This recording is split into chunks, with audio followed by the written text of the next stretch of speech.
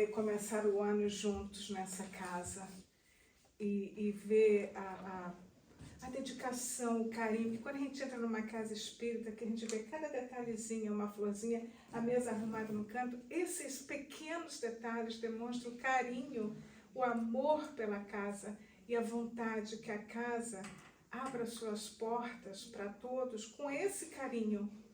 Como a nossa irmã nos falou na prece, que a gente também tem aqui no nosso estudo, abrir o nosso coração ao amor de Deus. Que coisa linda, muito obrigada, é uma honra poder estar aqui com vocês essa manhã, um prazer enorme poder, né, ampliar essa nossa família universal, encontrando vocês aqui nesse domingo, nesse primeiro domingo do ano de trabalho, da casa, esse ponto de luz, porque acima de tudo é isso que nós viemos fazer nos Estados Unidos, como nós disse, Godinho, presidente da Federação Espírita Brasileira. Ele disse, a nossa função aqui é criar pontos de luz, locais onde a gente vai fazer o Evangelho florescer. E esse é mais um ponto de luz para iluminar os corações tão necessitados que são os nossos. Não é? Nesse momento em que a gente vê o planeta passar por crises tão terríveis, tanta luta, tanto conflito, mais do que nunca se faz necessária a presença de Jesus. E é por isso, inclusive, que o tema desse ano da conferência é a Era de Jesus, porque é preciso trazer Jesus de volta, sem impor Jesus, né, às outras religiões, mas trazer o seu amor, as suas lições, que toca a todos os corações e que não tem nada a ver com a religião, tem a ver com a nossa ligação espiritual com o Pai. Muito obrigada por essa manhã. Nós estamos tão combinados que a oração terminou com o Pai Nosso. Eu vim com o Pai Nosso pendurado. Aí eu trouxe a orquídea. Tem uma orquídea. olha que conexão! Tá vendo? A gente tinha que estar aqui, não é? E esse nosso tema é na setinha?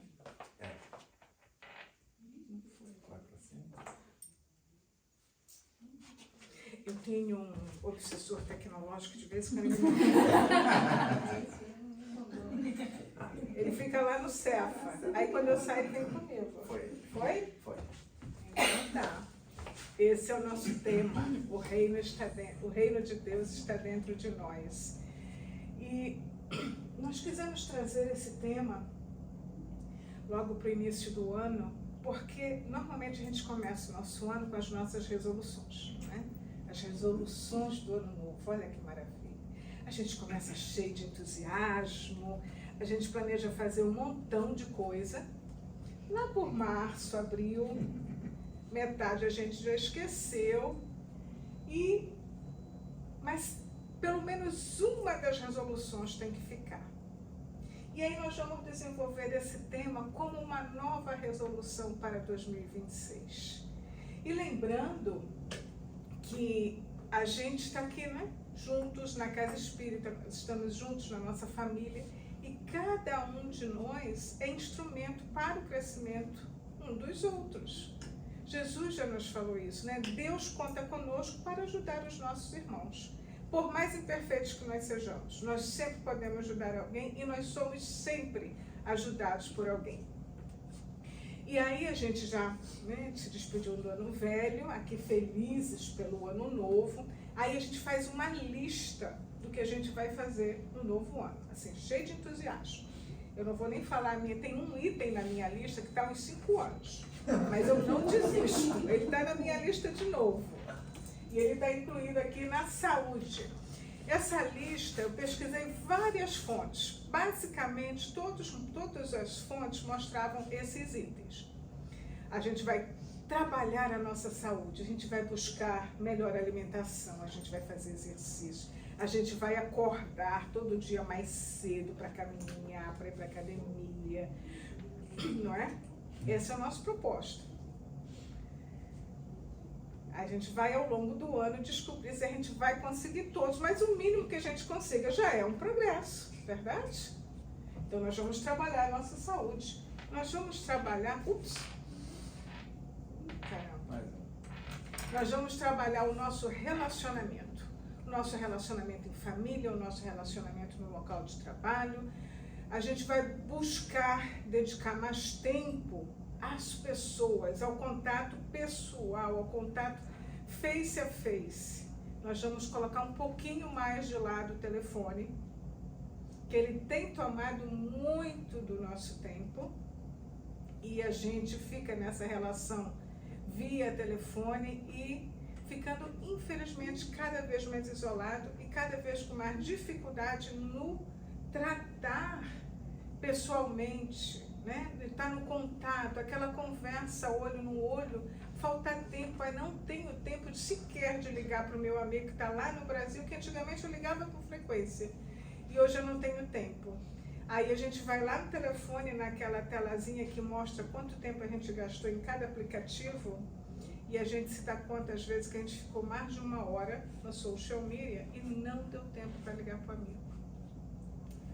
Então, em 2026, a gente vai ficar mais em contato com os nossos entes queridos e menos em contato com o telefone.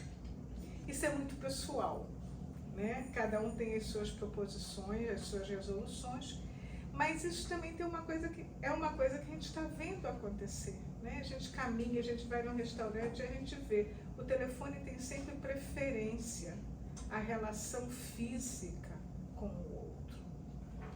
Aí nós vamos trabalhar as nossas finanças. Muito natural, muito necessário. É um período que o planeta todo está passando por crise, então a gente tem que ser mais cuidadoso com as finanças. Nós vamos preparar um orçamento. Nós vamos ter todo esse cuidado para não passar por sufocos e estresses desnecessários. Às vezes com a nossa impulsividade a gente gasta demais. Então está lá no nosso planejamento para 2026, ser mais cuidadoso com as nossas finanças.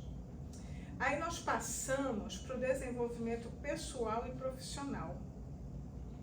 Vou fazer aquele curso que vai me ajudar muito na minha carreira, que eu estou adiando. Esse ano sai. Esse ano eu vou buscar aquele detalhe, aquele crescimento profissional. Eu fiquei muito parada no passado, não fiz determinadas coisas que eu tinha planejado. Esse ano sai. E esse ano também eu vou buscar aquele projeto que eu sempre quis fazer. Mas por um motivo ou outro eu fui deixando, fui adiando, fui ficando para trás e quando eu vi eu não fiz. Mas esse ano eu vou buscar essa realização. Às vezes uma coisa pequenininha. Eu vou criar um projeto, por exemplo, ontem a gente teve uma reunião no centro e a gente estava falando, um dos projetos que a gente vai querer implantar para 2026 é um grupo que vai fazer crochê. Porque relaxa. Vai fazer as touquinhas para os nossos irmãos que estão vivendo na rua, vai fazer sapatinho para as crianças que vão nascer lá no Brasil e vai desestressar. Então, é uma coisa simples, não é? Mas é um projeto que estava parado, que vai acontecer. Todo mundo concorda com essa lista? É racional, não é? Está faltando alguma coisa? O que será que está faltando? O espiritual. É por isso que a lista, ela veio lá do mundo lá de fora e a gente precisa incluir o nosso mundo interior. É preciso que a gente se busque. E isso não vamos encontrar em muitas fontes, mas nós vamos encontrar no Espiritismo, no Evangelho de Jesus, porque o reino de Deus não virá com mostras exteriores, nem dirão ei-lo aqui ou ei-lo acolá, porque o reino de Deus está dentro de vós.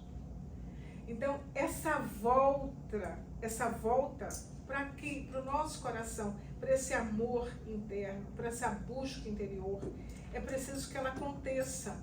E nós precisamos estar em contato frequente com esse ser que nós somos. Essa semente, essa chama divina que já existe em nós, ela precisa ser cultivada, precisa ser alimentada. Mas as distrações do mundo têm nos afastado dela. A gente tem fugido muitas vezes, sequer sem perceber, desse encontro tão necessário, que vai nos fazer esse ser completo. Godinho também fala uma coisa muito interessante, não é? Ele diz que nós temos uma luz tremenda em nossa frente e a gente se distrai com os vagalumes que estão em nossa volta. Então, é uma atração que está aqui. Hoje não vai dar para eu parar 10 minutos para fazer uma meditação, porque alguém me chamou a pular, ou tem muita festa. Todas as vezes que a gente vê o excesso do lado de fora, alguma coisa do lado de dentro está em falta, não é? Então, às vezes, o excesso da comida, o excesso da bebida, o excesso do social media, tudo nos chamando para fora, quando internamente nós estamos em falta, em necessidade. É aquele vazio tremendo. Joana de Ângeles nos fala, nos chama bastante atenção sobre essa questão do vazio interior, não é? Dessa necessidade de nós retornarmos a nós mesmos e nos conhecermos melhor. Porque nós somos seres em progresso, sim, mas nós somos seres ricos interiormente. Só que nós estamos afastados de nós mesmos. E é por isso que a gente vai buscar lá fora o que deveria ser buscado aqui dentro. E eu sempre gosto de trazer livros, e nós tivemos esse ano, no último livro que nós escolhemos na nossa casa para o Clube do Livro, foi esse livro aqui, de Ivone Pereira, pelo Espírito Leon Tolstói, Ressurreição e Vida. O livro é lindíssimo, fica aqui a recomendação da leitura, a sugestão. É um livro de 8 capítulos, são 8 histórias diferentes. E o primeiro capítulo é justamente o reino de Deus. E nós vamos ver Leon Tolstói nos falando exatamente dessa falta, dessa busca interior. E ele fala lá, essa busca do amor, ele pede para que ele possa encontrar esse amor que vem de Deus. E Ivone Pereira, por si só, já é grande inspiração. Essa grande médium. Ela viveu exclusivamente para servir ao próximo. Ela passou anos fazendo receituário. Então, ela é inspirada por Bezerra de Menezes e ela escrevia as receitas homeopáticas, não é? Para uma população extremamente carente. O trabalho na mediunidade é impecável. Todos aqueles que estejam estudando sobre a mediunidade, queiram desenvolver a mediunidade com Jesus, têm que passar por Ivone Pereira. Ela é muito clara, ela é muito objetiva, ela não passa a mão na cabeça de ninguém. Ela diz o que é, isso é o que é, sabe? Ela traz a mediunidade como uma bênção. E muitas vezes, né, equivocadamente, o médium se acha o dono de um dom. Ah, eu sou médium. Sou especial porque eu sou médium. Quando, na verdade, a mediunidade é um instrumento para o resgate de muitos erros de vida passada. Então, o médium não pode se sentir o especial, ele tem que se sentir agradecido, né, por esse instrumento poderoso que é a mediunidade, que lhe dará a escada, né, o instrumento para a evolução nessa encarnação. Então, e ela fala nos mínimos detalhes, ela elimina muitos mitos, ela fala do médium, né, que é muito vaidoso, a facilidade de se perder, a facilidade de obsessões por conta da vaidade, do orgulho, por ter uma mediunidade ostensiva, quando na verdade a mediunidade ostensiva é instrumento de trabalho no bem. Então, por si só, Dona Ivone já é um presente para todos nós. E quem lê um romance de Ivone Pereira não vai nem querer saber de Netflix, porque não tem nada que se compare aos romances de Dona Ivone. E ela vem, né? E você vê a grandeza desse espírito e a segurança desse espírito, porque na trilogia, que são os 3 romances com que iniciou, né, a série de livros de Dona Ivone, ela fala de suas vidas passadas, de erros tremendos, e o espírito não perdeu o equilíbrio ao se recordar de todos esses erros. É preciso ser muito forte, não é? Então fica aqui um exemplo da Dona Ivone. Então vamos ao capítulo 1, que é o reino de Deus. Então Leon Tolstói, ele desperta no mundo espiritual e ele se dá conta, ele sente com muito mais intensidade que faltava alguma coisa na vida dele, que ele deixou de fazer alguma coisa. Sabe aquele dia que a gente acorda e que a gente pensa assim, nossa, está faltando alguma coisa na minha vida, eu gostaria de fazer mais? E ele desperta assim no mundo espiritual, com aquela sensação de que ele poderia ter feito mais do que ele fez. E ele diz assim pra gente: compreendi por isso que além dos umbrais da morte, o mérito que se nos permite é aquele que o amor confere. E eu que desejar amar sem ter realmente amado, fora rancoroso quando devera ser brando de coração, que usara a impaciência e do desdém, onde se recomendaria a ternura e o interesse complacente, entendi que nada sabia. E a gente tem a bênção de ter essa doutrina que nos alerta para esses detalhes da vida. Então a gente não precisa esperar chegar lá para acordar para esses pontos da nossa vida que ficaram vagos. Já nesse momento, já encarnados, a gente já pode parar para analisar como anda a nossa vida. Será que eu realmente poderia fazer mais do que eu faço? Será que eu estou desperdiçando tempo com alguma coisa que eu poderia estar usando de forma mais útil para mim mesma ou para o outro, para o meu próximo?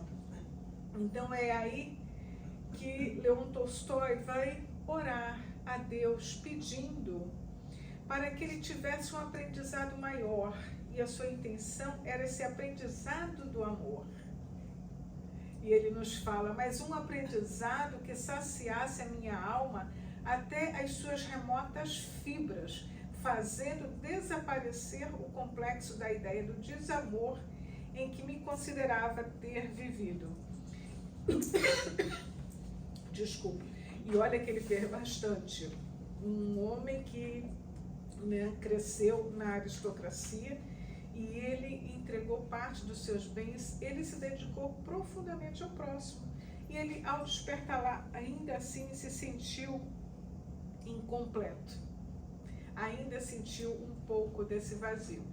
E aí ele vai caminhando no mundo espiritual, depois que ele faz essa oração, ele se vê caminhando pelo espaço. E ele retorna lá na sua cidade natal, o que é muito interessante, inclusive, porque a importância da sua terra. Quando ele conversou com Dona Ivone, que ele queria trazer esse livro, e ele disse que queria que esse livro fosse bem, ela conseguisse expressar todos os traços, os detalhes regionalistas. E Dona Ivone, médium responsável como ela dizia, não, mas eu não vou ser capaz disso porque eu não sei o russo e eu conheço pouco da Rússia. E ele a leva, isso era muito comum na mediunidade de Dona Ivone, ela visitava os locais onde a situação se passava e que ela iria trazer no livro. E ele descreve nesse capítulo a sua cidade, e ele fala assim, vi-me perdido em campo azul plácido, pálido, lucilante de uma aquarela, de uma aurora cujo resplendor matizava de doces coloridos a região imensa, e acolá sentado meditativo, como a contemplar algo que eu era impotente também de distinguir, entrevi um vulto atraente cujo aspecto me surpreendeu. Então ele foi à sua cidade, ele viu a neve, ele viu as casinhas, e de repente ele é deslocado para esse local lá no tempo de Jesus na Galileia. E ele é surpreendido quando ele escuta isso, porque ele vê aquele homem falando para um grupo atento, e de repente ele escuta isso. Retornaremos a qualquer momento para a nova experimentação terrena, mestre Zaqueu. Fala-nos de ti mesmo, dos tempos apostólicos, das pregações do Nazareno, expondo a sua boa nova. Eu, quando cheguei nesse trecho, eu tive a mesma surpresa que ele teve. Zaqueu, aquele que subiu na árvore, que Jesus chamou e disse que ia jantar na casa dele, aquele publicano que era totalmente respeitado, não era visto, não era escutado por ser publicano. O publicano era aquele que cobrava impostos do seu próprio povo, então era por isso que ele não era respeitado, era por isso que ele não era aceito. Então, mas ele tinha no coração o bem, o bom, o belo, ele já tinha essa semente dentro dele. Tanto que quando Jesus sai de lá, depois do jantar, do tempo que eles desfrutaram juntos, ele diz que ele vai doar os seus bens, né? E tudo que ele tivesse feito de errado com alguém, ele iria devolver 4 vezes mais. Então, Leon Tolstói fica encantado. Imagina a vibração desse momento. E Leon Tolstói nos fala mais uma coisa que vale a pena a gente destacar. Quem estivesse ali estava porque poderia e deveria estar. Mais nada. Eu estava ali, devia estar. Parece uma brincadeira de palavras, né? Mas não é exatamente o que a gente está fazendo aqui. Então, muitas vezes a gente assiste uma palestra e a gente pensa assim, mas fulano tinha que estar aqui para ouvir isso. Mas quem tem que estar somos nós. E se a gente está, é porque a gente devia estar. E aí ele vai explicar com mais detalhes que é a questão justamente da sincronicidade, da sintonia, da necessidade de nós estarmos naquele local, naquele momento. Então não existe aquela coisa de eu estar no lugar errado na hora errada. Não, nós estamos onde a gente precisa estar no momento exato para escutar como ele escutou as mensagens que Zaqueu veio trazer. E é interessante, olha, o livro não dá para eu trazer, até porque não quero que vocês, não quero ser o spoiler do livro, mas tem detalhes ali tão delicados, tão belos, que a gente precisa ler o livro. E ele, quando chega nesse momento que ele se sente lá junto com aquele grupo e ninguém questiona por que ele está ali, é isso que a gente quer se sentir em qualquer lugar que a gente vai. E é por isso que a gente trabalha dentro de nós, para que o que a gente coloque para fora seja essa vibração boa sempre. Porque quando a gente está em harmonia internamente, é isso que a gente passa aqui fora. Quando a gente está em conflito, quando a gente está em turbulências, naturalmente o que acontece na nossa vida do lado de fora é conturbado. Porque o mundo pode estar em guerra, mas se a gente está em paz, aonde a gente passa, a gente leva a paz. E aí a gente vai escutar agora Zaqueu. Olha que privilégio. Zaqueu estava explicando justamente pelo que ele passou, não é? Depois que Cristo se foi. Ele realmente amou a Jesus e ele quer viver essa realidade cristã.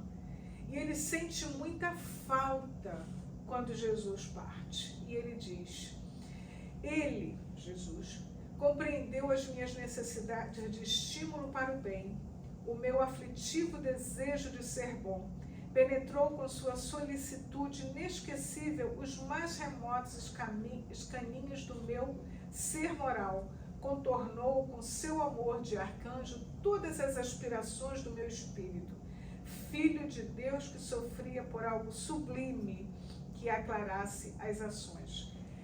Essa compreensão de Jesus para as nossas necessidades é para nós todos, não foi só para Zaqueu.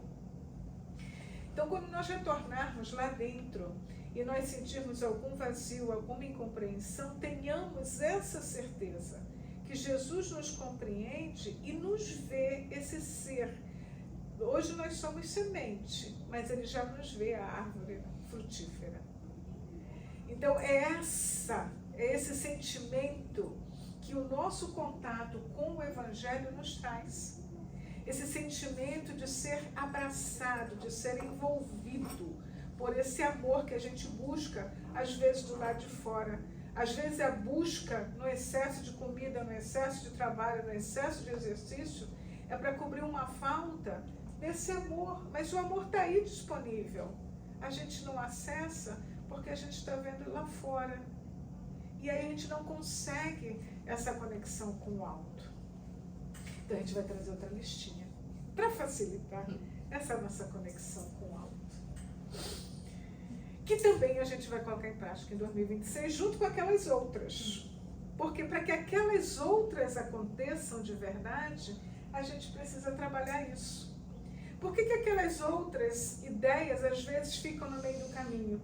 Porque como isso aqui dentro não está bem trabalhado, a gente não consegue colocar o restante em prática. Então a gente vai começar por onde? Disciplinando o nosso pensamento. Esse é o nosso, assim, é a base para tudo. Porque o nosso pensamento vai lá, volta, briga. Hoje eu estava no caminho, escutei uma palestra do Décio Andoli, e ele estava dizendo que ele tem um macaquinho bêbado que fica pulando dentro da cabeça dele. Então é isso que acontece com o nosso pensamento às vezes, né? Ele fica tão disperso, tão tudo quanto é lugar, e a gente não consegue produzir nada. E a gente acaba criando angústias, ansiedades por conta desse pensamento desordenado. Esse pensamento que não acalma, que não desacelera, que muito pelo contrário só multiplica, o nosso coração vai ficando acelerado e quando a gente vê, a gente está numa crise, até de ansiedade, né?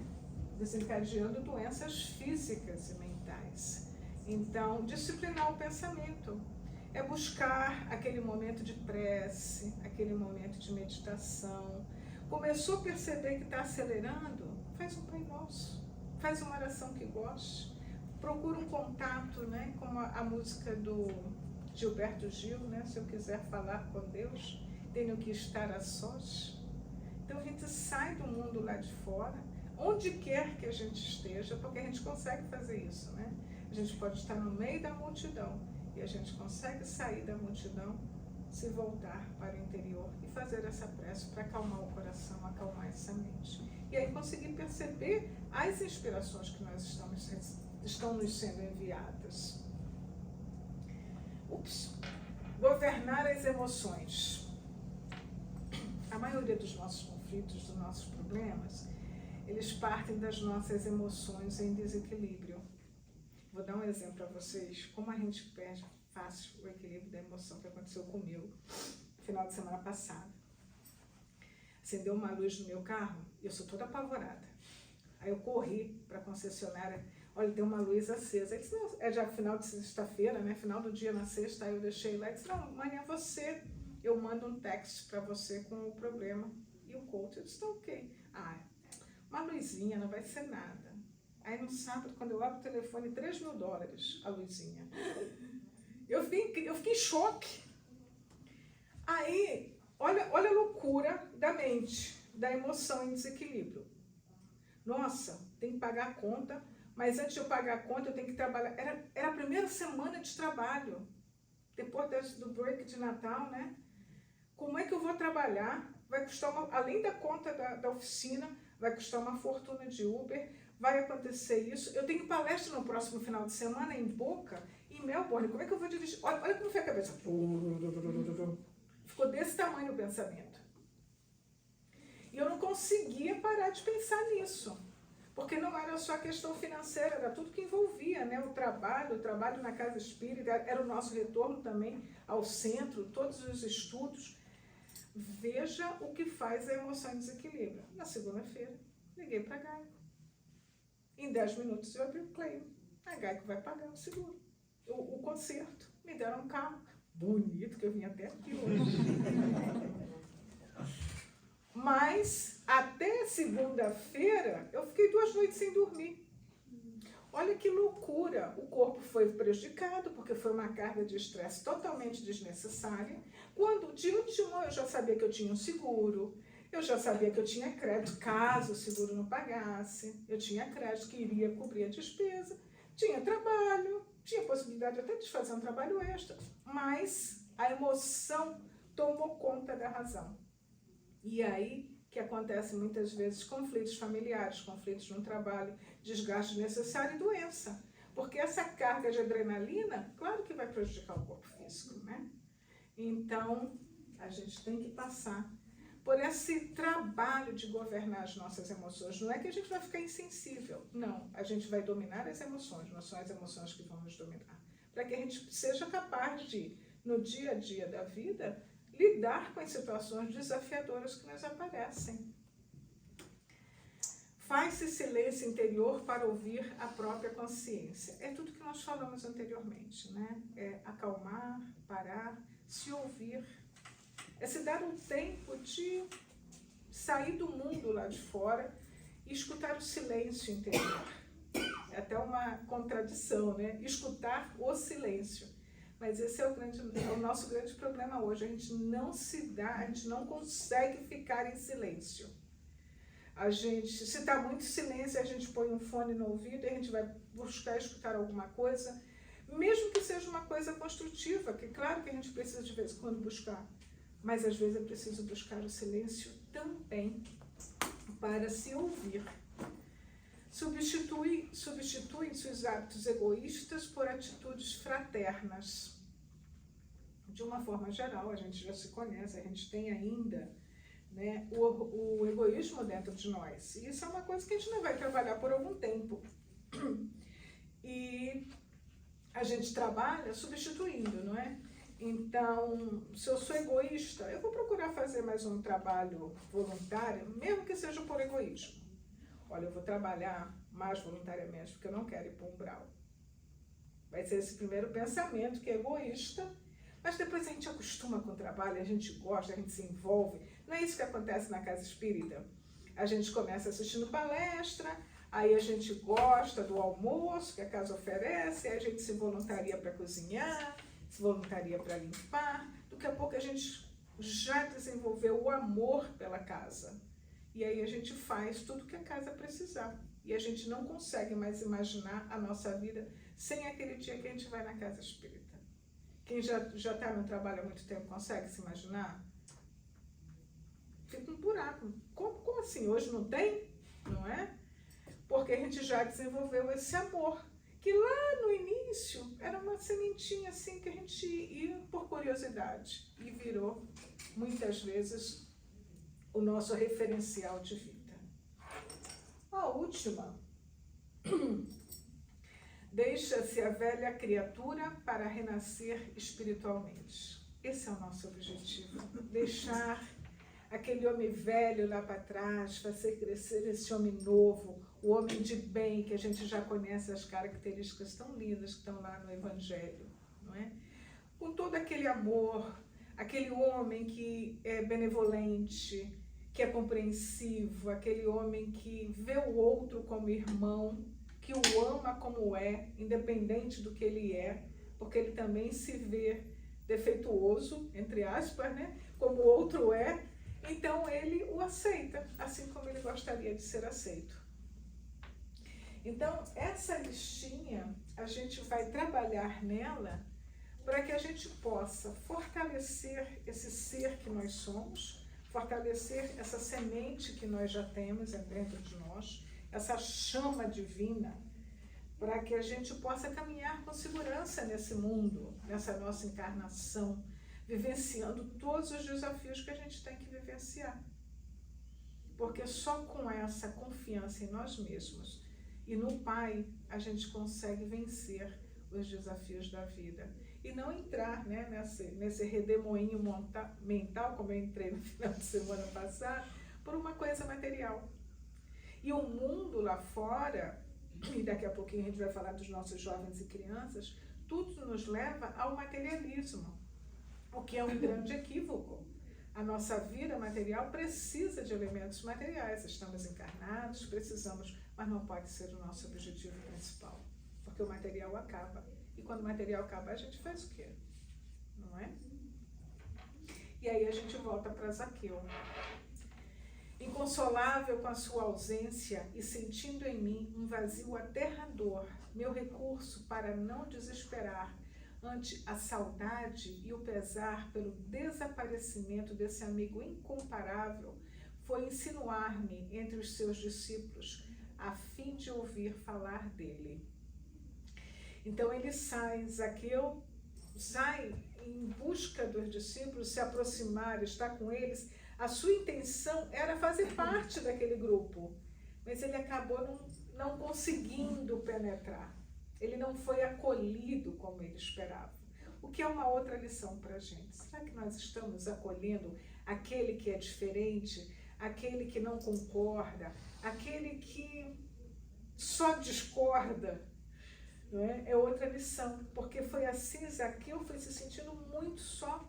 Ele amava Jesus, ele queria continuar naquele caminho com Jesus através dos seus apóstolos, mas ele não conseguiu penetrar naquele círculo fechado naquele momento. Com certeza tem uma razão que a gente desconhece, não é? Porque também aqueles espíritos eram espíritos evoluídos, mas estavam numa condição de encarnados ainda, que talvez pelas suas fragilidades, né, não aceitaram Zaqueu. E aí o tempo vai passando, ele continua assistindo às palestras dos apóstolos, e aí ele ouve falar de um fariseu que tinha se convertido ao cristianismo. Sabe quem era aquele fariseu? Aquele que mandou apedrejar Estevão. Quando ele escuta falar de Paulo, ele vai encontrá-lo. E Paulo lhe traz uma mensagem que é a mensagem que todos nós queremos escutar. E que é bom que a gente tenha guardadinho lá no cantinho da mente, num pedacinho de papel na mesinha de cabeceira, para a gente ler com frequência.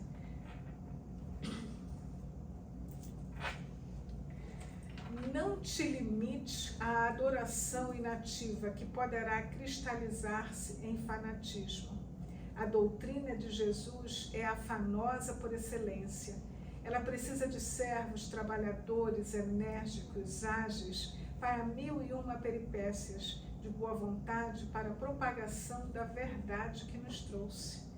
Testemunha o teu amor por ele, servindo também aos teus irmãos que sofrem ou erram.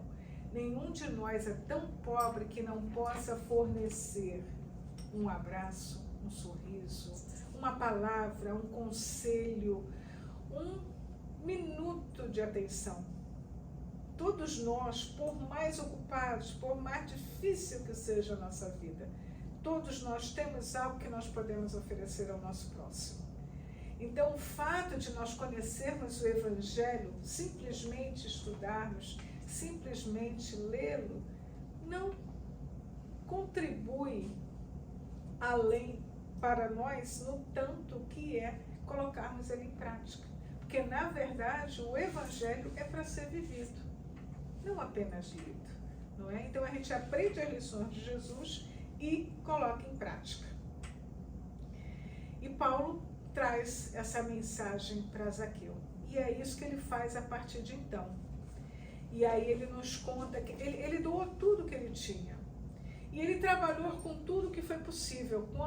Se precisasse lavar, ele lavava. Se precisava cortar a árvore, ele cortava a árvore. Ele fez de tudo um pouco. E sempre ensinando as lições de Jesus e vivenciando as lições de Jesus. E é aí que a gente traz a nossa responsabilidade com as nossas crianças e os nossos jovens. Não nos cansemos, pois, de repetir que todos os bens e todos os males que depositarmos no espírito da criança ser-nos-ão devolvidos. Isso está nesse livro aqui, o Evangelho por Emmanuel, Evangelho segundo Marcos, que Emmanuel vai comentar essa responsabilidade, né, de nós trazermos, levarmos, cultivarmos as lições de Jesus em nosso coração e que nós chegaremos ao Pai com a singeleza da criança. Agora, a criança, nós sabemos que é um espírito, que já passou por várias experiências. Então, quando ele chega até nós, é a nossa responsabilidade de trazer de volta para ele essas sementes, de plantar essas sementes do Evangelho em seu coração, principalmente para o mundo que nós estamos vivendo. Nós, como educadores, nós temos a obrigação de levar para as crianças e jovens os ensinamentos do Evangelho através, mostrando no dia a dia, não é? Não é aquela coisa, agora a gente vai ler só isso. Não, como é o seu dia a dia? Se Jesus estivesse aqui, como seria seu dia a dia? Como agiríamos com a presença de Jesus? Nós entendemos que para os pais, muitas vezes, para os adolescentes, é difícil trazer o jovem à casa espírita, porque as atrações do mundo lá fora são muito maiores. Mas é justamente por essas atrações lá de fora serem tão grandes que nós precisamos trazê-los. Infelizmente, nós estamos vendo um número cada vez maior de jovens envolvidos, não é, em drogas lícitas ou ilícitas, que muitas vezes são incentivados por propagandas de, na verdade, de vendedores, né, de ilusões, de uma alegria infinita. Então, o jovem, a criança, se acha na obrigação de ser feliz sempre, o tempo todo, assim como muitos adultos. E é por isso que o social media tem tanto apelo, porque é aquela alegria imediata, interminável. E isso é pura ilusão. E porque até o momento de melancolia, de tristeza, é necessário, porque são nesses momentos que a gente para analisar a nossa vida, a gente para fazer uma meditação, uma reflexão de como nós estamos conduzindo a nossa vida.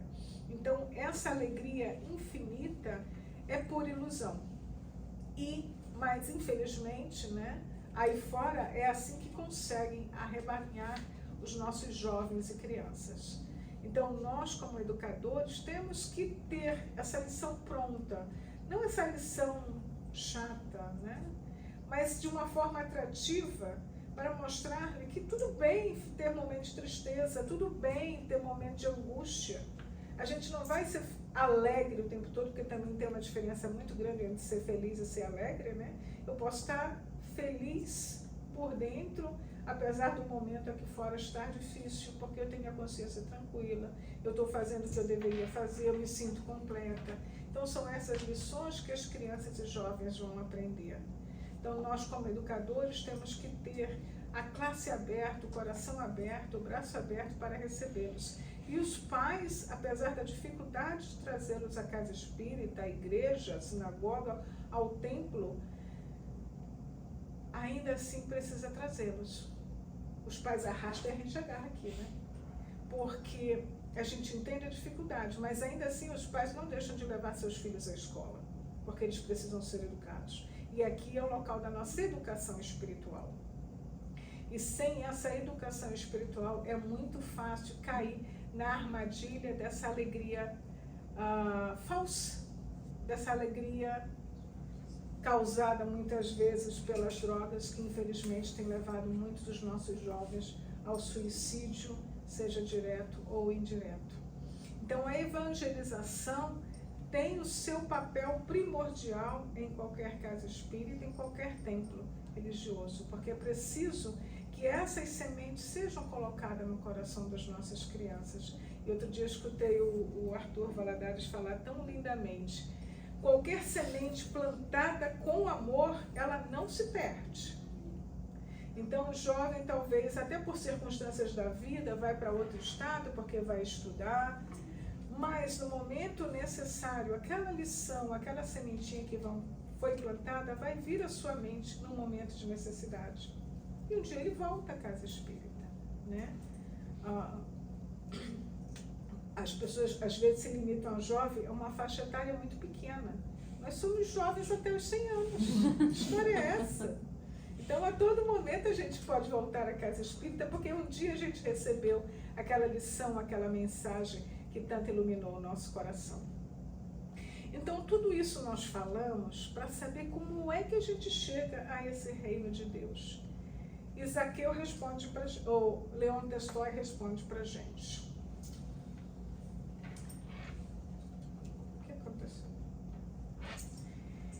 E encontrei então dentro de mim próprio aquele reino de Deus que ele anunciara. Encontrei-o na paz do dever cumprido que me embalava o coração. Então Zaqueu, quando ele sai para servir, ele encontra isso. Leon Tolstói, quando ele sai para servir, ele encontra isso. A paz do dever cumprido. Então, tudo isso que a gente vê lá fora, tudo isso que o material às vezes a gente precisa, mas o exagero é desnecessário. Nós temos o que é necessário e o que é supérfluo.